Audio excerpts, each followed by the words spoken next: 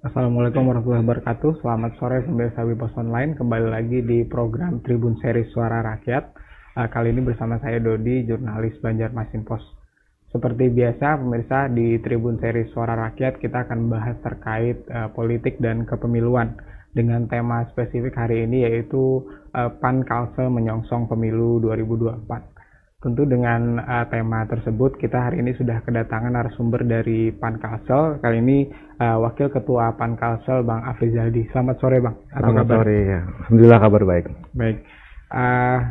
Sebelum kita masuk ke pembahasan, kami juga mengingatkan untuk program Tribun Seri Suara Rakyat juga disiarkan langsung di media sosial Banjarmasin Post, termasuk di Instagram, Facebook, dan YouTube. Untuk tema hari ini kita langsung masuk Bang, izin ke pembahasan.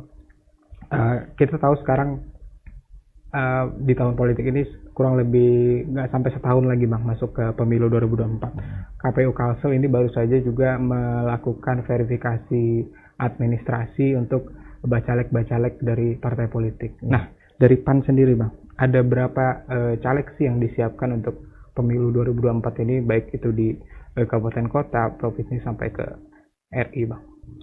Ya, pada intinya kita sudah melaksanakan administrasi pencalonan bakal caleg serempak se-Indonesia kemarin di tanggal 12 Mei. Karena sesuai dengan nomor partai politik kita nomor 12. Padahal rencananya kemarin kami ingin mendaftarkan itu di jam 12, cuman karena bertepatan dengan hari Jumat dan itu juga bertepatan dengan sholat Jumat, makanya secara syarat saja kami mendaftarkannya sekitar jam 11 waktu itu. Nah, terkait bakal caleg yang kita calonkan itu alhamdulillah sudah terverifikasi dan sudah memenuhi administrasi yang ditetapkan oleh KPU. Hanya saja kemarin kami masih menunggu hasilnya. Mudah-mudahan ini bisa berjalan dengan lancar lah, sesuai dengan apa yang kita harapkan. Caleg-caleg yang kita daftarkan itu bisa memenuhi syarat yang sudah ditetapkan. Berarti kemarin incarannya untuk di tanggal cantik dan jam cantik sebenarnya ya Bang? Ya, tanggal 12 jam 12 rencananya.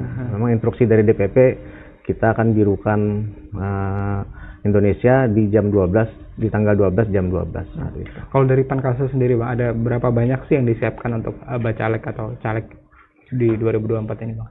Di 2024 kami sesuai dengan syaratnya ada 55 caleg provinsi dan sisanya itu terpenuhi semua. Kayak di Kota Banjarmasin ada 45 orang calon yang terbagi di 5 dapil, begitu juga di kabupaten kota lainnya. Nah, juga terpenuhinya syarat 30% perempuan. Nah, itu juga kita penuhi.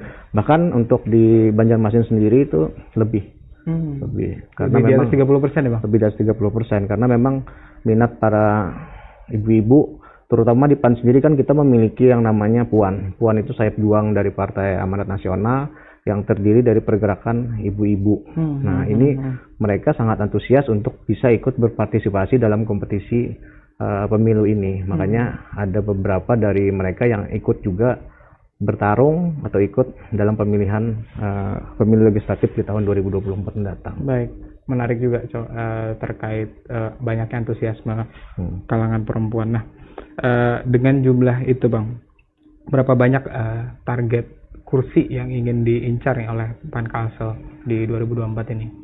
Kalau target kursi kita di provinsi tentu kita akan naikkan. Kalau dari tahun 2019 kan kita 2014 kita cuma satu kursi.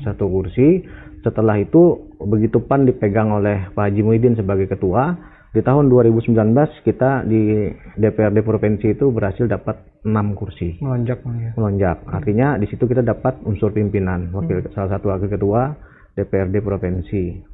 Yang mana saat itu diduduki juga oleh putri beliau, yaitu Ibu Aja Karmila.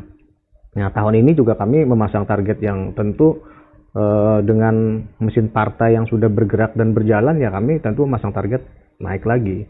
Naik dalam artian kenaikan target ini kita sesuaikan dengan pergerakan kita. Kita tentu bisa mengukur kan, karena semua partai tentu ingin meraih kemenangan kan, seperti itu.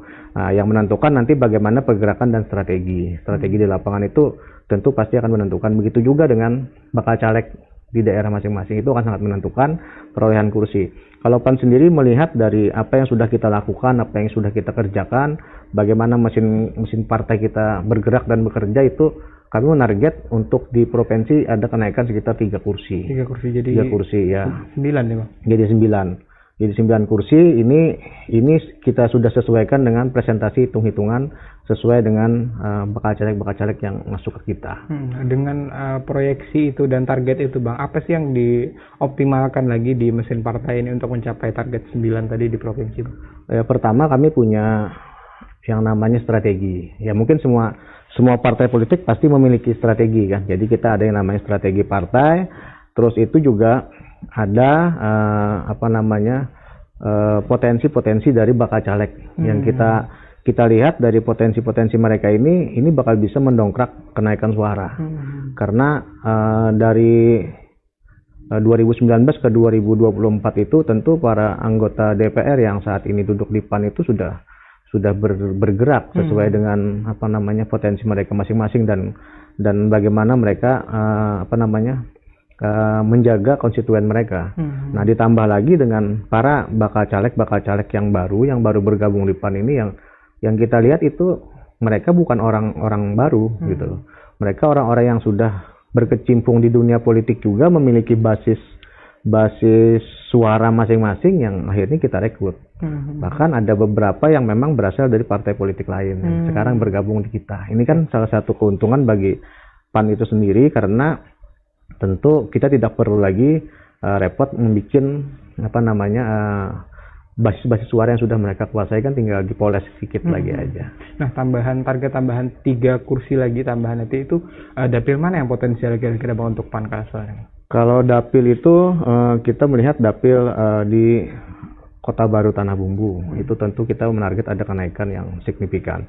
Untuk saat ini kita dapat 1 dan kita berharap itu ada kenaikan. Begitu juga di daerah Kota Banjarmasin. Kota Banjarmasin kan kita di tahun 2019 itu perolehannya seimbang. Nah, artinya untuk perolehan DPRD kotanya kita mendapatkan 9 kursi dan DPRD provinsinya dapat 2 kursi. Banjarmasin ya Bang? Banjarmasin. Nah, kita dengan target kenaikan 12 kursi untuk kota, ini tentu akan berimbas juga kalau ini bisa berjalan sesuai dengan apa yang kita harapkan, tentu akan berimbas juga kepada perolehan di provinsinya, seperti itu. Nah, ditopang lagi nanti bagaimana potensi-potensi para bacalek di DPR RI. Nah, ini kan tentu akan berjalan seimbang. Kita berharap bahwa perolehannya itu tidak jomplang. Artinya perolehan suara provinsi, DPRD kota, kabupaten, dan RI itu sejalan. Berkesesuaian Bang ya? Berkesesuaian. Baik, nah untuk tadi sempat disinggung sedikit terkait ada wajah lama dan wajah baru. Nah, mungkin untuk di 2024 ini berapa perbandingannya sih Bang untuk wajah-wajah lama dan wajah baru di PAN ini? Kalau wajah lama dan wajah baru tentu para incumbent dicalonkan kembali, semuanya dicalonkan kembali. Kecuali memang ada beberapa yang ingin naik level, artinya ingin nyalon ke bupati, itu memang mereka berhenti. Tapi kalau untuk anggota DPR, baik provinsi, kabupaten, kota, itu semua nyalon lagi. Ditambah para calon-calon yang kemarin di 2019 juga ikut berkecimpung, itu ada sekitar 40% yang masih ikut. Karena mereka orang-orang di kepengurusan kan. Nah, sisanya itu kita rekrut dari berbagai macam kalangan. Ada mantan ASN, ada dari purnawirawan, terus itu juga ada dari selebgram, terus itu ada akademisi, terus ada milenial, ya ibu-ibu. Nah, jadi beragam juga dari para pengusaha. Nah, para pengusaha ini yang dominan. Selain itu juga ada dari kalangan habaib dan para tokoh masyarakat yang kita rekrut. Beragam ya Bang ya? Ya, beragam. Nah, kita tahu Bang kalau PAN itu khususnya di level pusat itu cukup identik dengan wajah-wajah artis dan public figure di caleg-calegnya. Nah, mungkin tadi sempat disinggung juga ini di PAN Kalsel juga apakah menganut demikian, maksudnya ada mengikuti pola demikian seperti tadi disebut ada dari selebgram itu gimana Bang? Jadi pada intinya kita sebenarnya tidak terfokus pada mereka itu apakah seorang public figure atau tidak. Jadi kita di PAN itu sangat membuka ruang untuk siapapun yang ingin mendedikasikan dirinya ke dunia politik, tentu kita berikan kesempatan selama itu sesuai dengan visi misi yang ada di Partai Amanat Nasional itu sendiri. Nah, makanya kami di sini membuka ruang pada seluruh lapisan, baik ibu-ibu, para bapak-bapak, milenial, selebgram, atau siapapun itu yang memang satu visi misi dengan Partai Amanat Nasional. Ayo kita gabung di Partai Amanat Nasional, kita bersama-sama menyatukan visi misi yang tentu untuk kebaikan masyarakat Kalimantan Selatan dan kabupaten kota yang ada di dalamnya. Selain visi misi Bang, mungkin dari kacamata Pankalsel ini apa sih kriteria utamanya, misalnya apakah bacalek potensial yang akan diusung ini harus populer dulu atau gimana Bang? Jadi memang kita ada yang namanya seleksi. Seleksi tentu itu semua partai pasti melakukannya. Jadi semua yang mencalonkan diri untuk menjadi bakal caleg itu ada beberapa kriteria yang kita bikinkan aturan mainnya seperti apa. Nah, pertama mereka itu yang paling identik di PAN itu terutama di bawah Komando Haji Muhyiddin itu orang yang siap bekerja.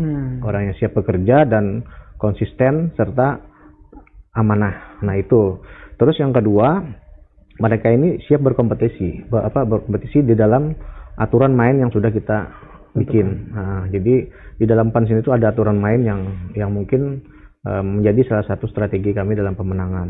Nah, selain itu juga kita akan melihat background dari bakal caleg ini seperti apa sih, baik itu di mata masyarakat, baik dari segi kemapanannya, maksudnya dalam sisi ilmu politiknya kan itu seperti apa, dalam bentuk sosialnya dan lain-lain. Kita akan melihat dari sisi itu dan mengukur siapa yang potensial, siapa yang disesuaikan dengan kebutuhan masyarakat yang ada di Kota Banjarmasin. Jadi umpamanya dia memang memiliki basic seorang pemerhati lingkungan.